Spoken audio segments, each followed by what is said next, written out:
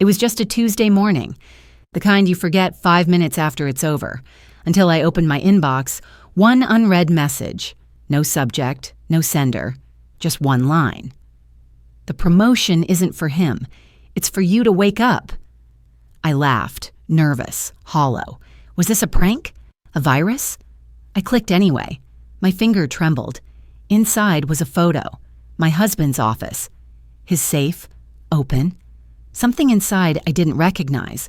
Something I never put there. I stared at it for hours before I realized this wasn't just a warning. It was a countdown. I never thought I'd get pregnant. 8 years of hormone shots, failed IVF cycles, doctor visits that always ended with the same line, "I'm sorry, Jessica." And then suddenly, like a cruel trick or divine timing, 2 pink lines appeared on a stick I didn't even mean to buy. I didn't cry. I just sat on the bathroom floor, holding the test like it might vanish if I blinked too fast. Mark was ecstatic, or so it seemed. He lifted me in his arms, spun me around the living room like we were 25 again. That night, he opened a bottle of wine. Not for us, of course, but to celebrate. He toasted to new beginnings, kissed my forehead and promised we'd finally become a real family. And for a while, I believed him. We lived in a glass house on the hill, figuratively and literally. Walls of windows, modern furniture in soft creams and grays, polished floors, and no clutter, as if emotion itself wasn't welcome. Mark liked order. He liked the illusion of perfection. I gave him that. I made everything look right. Until that Tuesday. I was at my desk when the email arrived. I stared at the screen, rereading the subjectless message. The promotion isn't for him. It's for you to wake up. No signature. No attachments, just that one cryptic line. Something inside me shivered. I glanced toward Mark's office down the hall. He wasn't home, still at his weekly finance committee meeting, no doubt charming investors with that boyish grin and Ivy League confidence. I told myself it was spam, a mistake, or a bad joke from a disgruntled coworker, but I couldn't shake the cold knot forming in my stomach. I found myself standing in his office before I knew what I was doing. Everything was immaculate, as usual. His books arranged by color. No loose papers. The safe, matte black, bolted into the wall behind a framed photo of us at the Amalfi Coast, was locked, as always. I hesitated. My breath fogged the glass frame as I moved it aside. My hands moved on autopilot, punching in the only numbers I could think of. Our wedding date. A soft click. I froze. The door swung open with a quiet creak. Inside, I expected to find documents, maybe a few watches, some old cash. Mark was always prepared for emergencies. But what I found stopped me cold. A manila folder with my name on it. I pulled it out, hands trembling. Inside, photos, dozens, printed on glossy paper. Me, at a coffee shop, on the street, walking into my office. But not alone. Each photo showed me next to a man I didn't recognize. In some, we were laughing. In others, he had his hand on my lower back. One image, sharp, high-res, captured what looked like a kiss. I dropped them. These were not real. I'd never met this man. I had no idea who he was. Then came the contract, typed, signed, stamped. A private investigator's report detailing Jessica Morgan's infidelity over a period of 6 months. The signature at the bottom. Mine. Or at least it looked like mine. And tucked at the very back, almost like a punchline, was a copy of an email between Mark and the PI. I want her reputation buried before I file. Keep the visuals clean. The AI software we discussed, go ahead. I couldn't breathe. This wasn't just suspicion, this was execution. This was a setup, a trap, a game played long before I saw the board. I stumbled back, clutching the edge of the desk, trying not to fall apart. How long had this been happening? Why now, right after we found out I was pregnant? Was that the plan all along? Make me feel safe, then dismantle me piece by piece? I caught my reflection in the office window. The afternoon light hit my face, making me look pale. Unfamiliar. I raised my left hand, stared at the diamond on my ring finger. My hand was shaking. The promotion, the email, the safe, none of it was random. Footsteps behind me. My blood went cold. I turned slowly. Mark stood in the doorway, briefcase in one hand, tie loosened, smiling like he had just come home from any other Tuesday. He looked at the open safe, then at me. His voice was calm, measured. "What are you doing in here, Jess?" I blinked. Once, twice. "What are you doing in here, Jess?" Mark asked again, stepping forward with a practiced smile. I fumbled with the folder, tucking it halfway back into the safe as if I'd never touched it. "I was just looking for the property deed, for taxes," I mumbled. My voice cracked. I made sure it did. He nodded too easily. "Ah, right, of course. You should have asked me." He placed a hand on my shoulder, the same one that had once made me feel safe. Now it felt cold, calculated. "Sorry," I whispered. "I shouldn't have snooped." His smile widened, warm and unbothered. "No harm done." I smiled back weakly. Inside, I was screaming. That night, I cried in the bathroom, not because I was scared, because I needed him to hear me cry. I needed him to believe I was broken, that I'd seen nothing, understood nothing. I played the part of the good wife so well, I almost fooled myself. The next morning, after Mark left for work, I opened my encrypted messaging app and typed one word, help. I sent it to a number I hadn't used in 6 years. Less than an hour later, I got a reply. "Send me everything, now." Elena. We met in college, both computer science majors, before I switched to marketing. She went on to work in digital forensics, then specialized in artificial intelligence and deep fake detection. We hadn't spoken since her wife passed. Grief had carved a canyon between us, but now the gap felt meaningless. I sent her the photos, the documents, the fake contract. 20 minutes later, she called, "Jess, this is next-gen shit. Whoever made this has access to private facial scans, custom models, synthetic voice patterns, and they used a proprietary watermark from Ascend AI." I froze. "That's Mark's firm." She cursed under her breath. "Then we have a serious problem." I barely slept that night. My mind replayed every interaction with Mark over the last year, every time he'd asked for my signature, every strange file he'd forwarded by accident, every late-night Zoom call he said was just work. Elena asked me to walk through the house and photograph anything unusual. I took shots of light fixtures, frames, vents. When I sent them to her, she messaged back, "Upper left corner of your bedroom, the frame with your wedding photo, look behind it." My hands were shaking as I unhooked the photo and gently peeled away the back. A pinhole camera, live, wired. I wanted to vomit. He'd been watching me all this time, pretending to trust me, love me, while recording every vulnerable moment, every tear, every argument, every hesitation, for leverage, for ammunition. I didn't cry, I didn't scream. I closed the frame, slid it back onto the wall, and walked away. The next morning, I tore apart my filing cabinet, searching for a specific memory, something that had felt off at the time. I found it, a contract Mark had urged me to sign last summer. Just a routine media release for a charity gala, he'd said. It was titled, "Full Usage and Rights Agreement, Visual and Verbal Assets." Buried in the legalese in tiny 8-point font was a clause.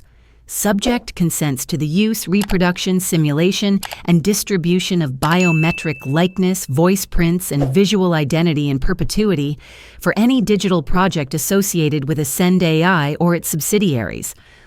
I signed my own digital death sentence. I called Elena. "They don't even need me anymore," so I said. "They can manufacture me," she replied. "They already did." We spent the next few days rebuilding my digital identity, what Elena called a life twin, using timestamps, phone metadata, real-time location logs. She built a timeline of where I actually was for every frame of the fake footage. She layered my real existence against the AI-manufactured one. The overlap was uncanny. Then came the breakthrough. Elena cross-referenced Mark's email history with a hidden directory tied to Ascend AI's experimental projects. One file stood out, Project Phoenix, labeled with my initials. Inside were bank documents, patents, and company registration files, all connected to a startup called Nexabridge Tech. Founder and CEO, Jessica Morgan. My address, my SSN, my name. Only I had never heard of it. Jess, your digital identity was used to register a company, Elena said slowly, and that company just closed a Series B funding round worth $8 million. I stared at the screen. No, I whispered. That can't be right. Elena's voice was ice. Someone built a tech empire using your name, and you're about to be erased from it. Elena didn't sleep for 3 days. She built a map, every file Mark had sent to his colleagues, every transaction tied to Nexabridge Tech, every video call Jessica Morgan had ever attended in her name. The result was a timeline of betrayal so meticulous it chilled me. Mark hadn't stumbled into this. He had planned it. 2 years ago, he began seeding digital assets. Synthetic versions of my voice, high-res facial scans extracted from old wedding videos. He'd slowly sculpted an alternate Jessica, obedient, well-spoken, capable of signing documents in boardrooms I never entered. He didn't just need a clean reputation. He needed my clean reputation. My name opened bank accounts in Luxembourg. My signature secured investors from Dubai. My presence, manufactured frame by frame, built a company I never knew existed. And while I folded laundry, fought through failed IVF, and made dinner for a man I loved, he was turning me into his silent business partner, the kind who didn't talk, didn't ask questions, didn't exist. I stared at the screen as Elena showed me the latest video, a fake me, sitting in a Zoom meeting with 3 venture capitalists, nodding, smiling, thanking them for their investment. "Watch the eyes," Elena said. "Too smooth. Real people blink irregularly." I watched, and hated myself for doubting whether that was even true. Then came the real blow. Mark filed for divorce. The notification came in a manila envelope, slid under my door by a courier who didn't meet my eyes. I opened it slowly. Every page felt heavier than the last. Legal jargon, custody disclaimers, division of assets, all signed by me. Or rather, by a version of me trained to mimic every stroke of my signature. Attached to the filing was a USB drive. I plugged it in. It was a video, grainy, shaky, like a hotel surveillance camera, me in bed with another man. The man was blurry, his face half-shadowed, but the woman? The angles, the hair, the voice. It was mine. "Stop," I whispered to no one. "Stop." The audio crackled. Soft moans, whispers, then a name. Derek, supposedly the CEO of one of Mark's rival firms, the perfect target for a scandal, and the perfect reason to discredit me, destroy my integrity, claim adultery, and walk away with everything. I forwarded the video to Elena. Her reply came in minutes. This wasn't made for realism. It was made to fool lawyers. We ran it through her forensics tools, AI signature detection, frame irregularities, watermark scanners. The voice was cloned. The face was deep-faked. But to the untrained eye, it looked devastatingly real. Within 24 hours, headlines exploded. Jessica Morgan caught in tech industry sex scandal. Photos from the video, screenshots plastered across social media. Anonymous sources confirmed the man in the video. Talk shows speculated. Comments flooded in. Didn't peg her for that type. No wonder he left. Her poor husband. Ascend AI suspended my name from all company documents. Nexabridge board members relieved me of my phantom position. Investors backed away. I wasn't just erased, I was digitally exiled. I packed my things before Mark could ask. Still, he delivered the final blow in person. "I think it's best you move out," he said over breakfast. He sipped his coffee like it was any other morning. "The press is getting vicious. It's damaging my firm's image." I looked up from my toast, forcing a calm I didn't feel. "You know it's fake." He blinked. Slowly. "Do I?" That was the end of it. I moved into a one-bedroom rental above a Thai restaurant where the walls smelled like curry and the shower leaked cold water. I didn't unpack. I didn't speak to anyone but Elena. The baby I'd carried for 9 weeks didn't make it to 10. Stress, the doctor said. I barely heard her. I was no longer Jessica Morgan, the creative powerhouse, the poised wife of a finance executive. I was the woman who faked adultery on tape, who lost her job, her home, her baby, and soon maybe her mind. But beneath the wreckage, a slow ember began to glow. I hadn't lost everything. I still had the truth, and one last name on Elena's list. I spent weeks in silence, not because I didn't have anything to say, because I didn't know where to start. Then one night at 2:13 a.m., I opened my laptop, hit record, and whispered into the mic, "My name isn't important, but the way my husband tried to erase me is." That's how The Wife Files was born. I uploaded the episode anonymously using a scrambled IP, synthetic voice overlay, and no personal identifiers. I didn't mention Mark. I didn't mention Ascend AI, just the story. A woman framed by her husband using AI-generated evidence cut out of her own life, discredited, dismantled, and discarded. Episode 1 ended with one line. He used my face to lie, so I'm using my voice to fight. By the end of the week, the episode had 300,000 downloads. Within 2 weeks, it hit 1 million. Women wrote in. From across the country, from other countries. My ex showed my boss a nude I never took. My boyfriend threatened to create a fake sex tape if I left. I didn't even know you could fake a voice like that. Elena helped me moderate the flood of messages. We created a database of stories. Patterns emerged. Same tech firms, same tactics, same silence. A whisper network, now screaming. That's when Congresswoman Dana Hall's office reached out. Her assistant left a voicemail. "The representative is interested in your podcast. She wants to talk about legislation." We met in a private coffee shop in Georgetown, back booth, no cameras. Dana was sharp, younger than I expected, and furious. "They've been trying to bury a bill on AI consent rights for over a year," she said.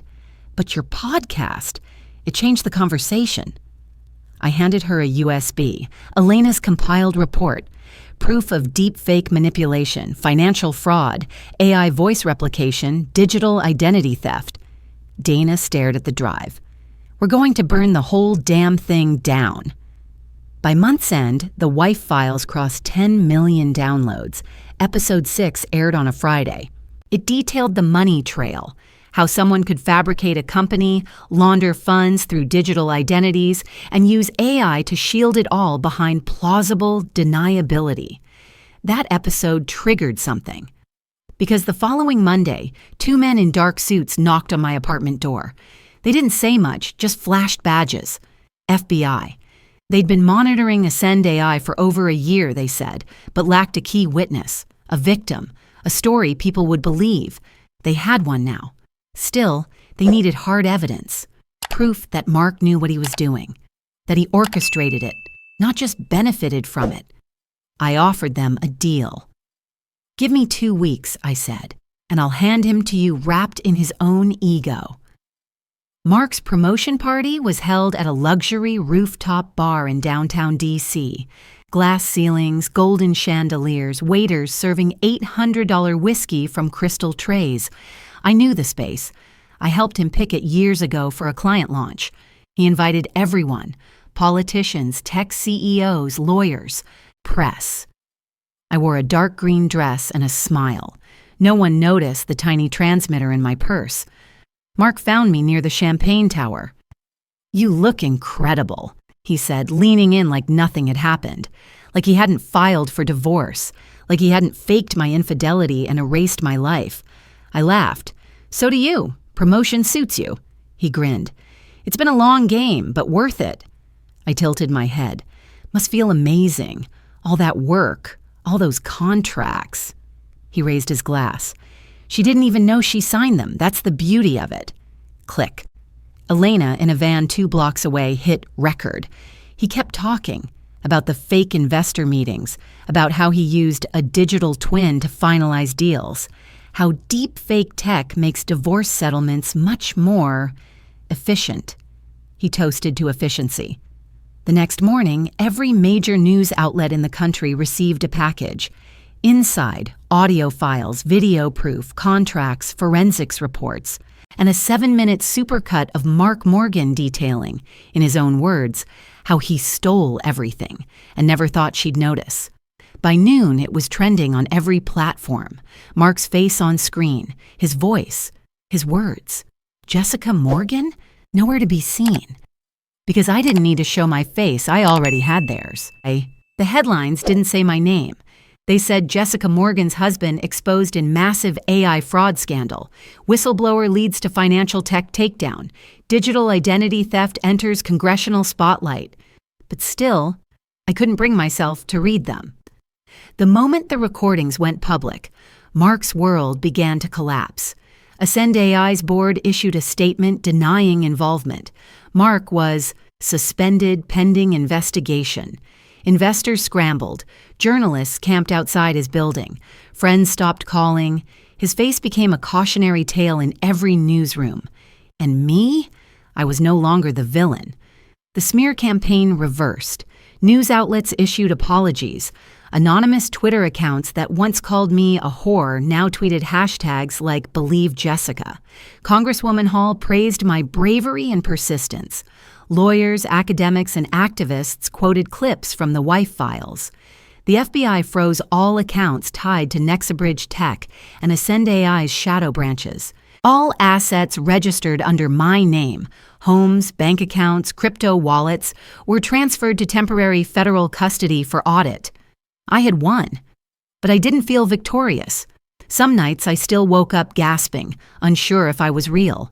If the voice coming from my own throat was mine or a simulation, if the woman in the mirror was Jessica Morgan or the AI-generated clone he built to replace me, I couldn't trust screens, couldn't trust cameras. I covered the lens on my phone with tape and unplugged my laptop when not in use. I read paper books, turned off notifications, stopped checking comments, even the supportive ones. The noise was too much, too loud, too fake. The worst part wasn't the betrayal. It was how long it had felt normal. Elena called me every night, or she used to, then she didn't. 1 day passed, then 2. I messaged. No reply. I called. Straight to voicemail. I checked her backup account. Silent. I contacted the FBI. 3 days later, an agent came to my door. Elena's apartment was found empty, he said. No signs of struggle. Her laptop's hard drive was wiped remotely. No recent travel records.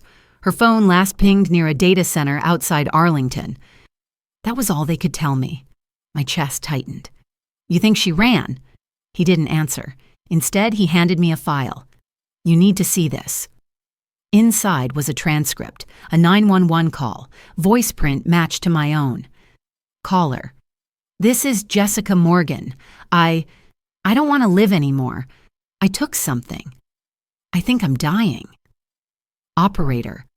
Ma'am, where are you? Caller. My apartment, please. Tell Mark I'm sorry. Timestamp. 2 days before Elena disappeared. The agent looked me in the eye. Did you make this call? I shook my head. No. And yet it was my voice, my pacing, my tone. They tried to pre-frame your suicide, he said quietly. That file was sitting in Mark's secure cloud storage. We found it when decrypting other evidence. It was scheduled to send automatically to media outlets if the investigation took a certain turn. I couldn't breathe. They planned everything, I whispered. Even my death. He nodded. Not just your husband. We believe he had help. In the weeks that followed, I began to see the bigger picture. Mark wasn't a rogue mastermind. He was a pawn in something far larger.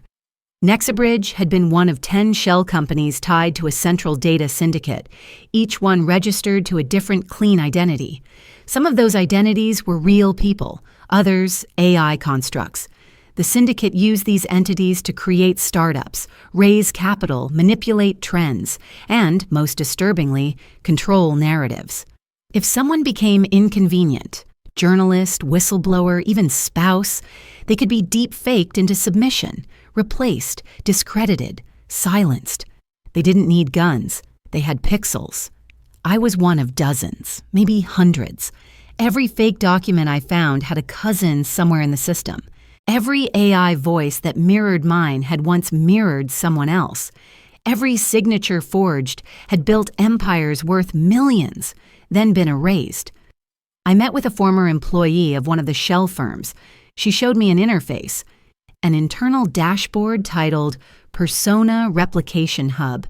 My face was still in the system, multiple versions, different hair, different accents, different behavioral tiers for various use cases. I wasn't Jessica, I was JX12, and now JX12 had value. The last straw came in the form of a breaking news alert, Nexabridge Tech, acquired by Quantum Core Systems for $35 million. I blinked. The company registered under my name, a sale made possible only because my legal signature existed in the system, backed by deep fake board meeting transcripts and digital approval chains. I called the FBI. They confirmed, yes, the transaction happened. No, I wasn't notified. Yes, the buyer was legitimate. No, the system wasn't fast enough to intercept it. I laughed. Not because it was funny, but because it was inevitable. You can't beat a machine by proving you're human. You have to prove the machine ever existed. The day I signed away the last of my holdings, I felt lighter than I had in years. Not free. Freedom didn't exist in the age of synthetic reality, but lighter. Like the part of me that had been fighting to stay afloat could finally stop swimming. The payout from Nexabridge's acquisition had been frozen by the government, but once my name was cleared, they released the full amount, $35 million. I didn't keep a dime. Instead, I started a foundation, Deep Truth. Its mission, to create a global repository of verified AI-manipulated media, offer real-time forensic scanning to courts and journalists, and build the first open-access framework to detect synthetic content in legal proceedings. Elena's tools, refined and scaled, became the foundation's core engine. I built it in her honor, even though I still didn't know if she was alive or buried under a fake identity of her own making. We launched quietly with no fanfare, no flashy events, just a link and a mission statement. Truth isn't dead, it's just been deep-faked. Within weeks, dozens of governments reached out. Law schools wanted the curriculum. Journalists requested access to the scanning API. Victims, real ones, shared their stories. Some of them had never told another soul until then. Congresswoman Hall brought me back to D.C. This time, not in a coffee shop, but in her office, seated across from 5 other women in suits and heels, sharper than any weapon I'd ever wielded.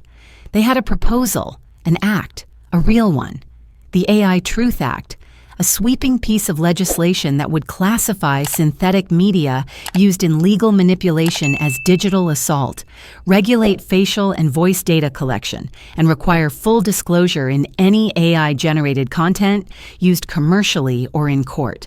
I helped write it, word by word, clause by clause. Every sentence was an act of reclamation. We debated definitions. What counted as a likeness, a sound, an emotion? I pushed for the boldest possible language. If they can build a woman from pixels, I told them, then I'm going to build a wall they can't code through. We passed it through the House, then the Senate, then came the president's desk, and then the cameras. That's when I decided to end it. For real.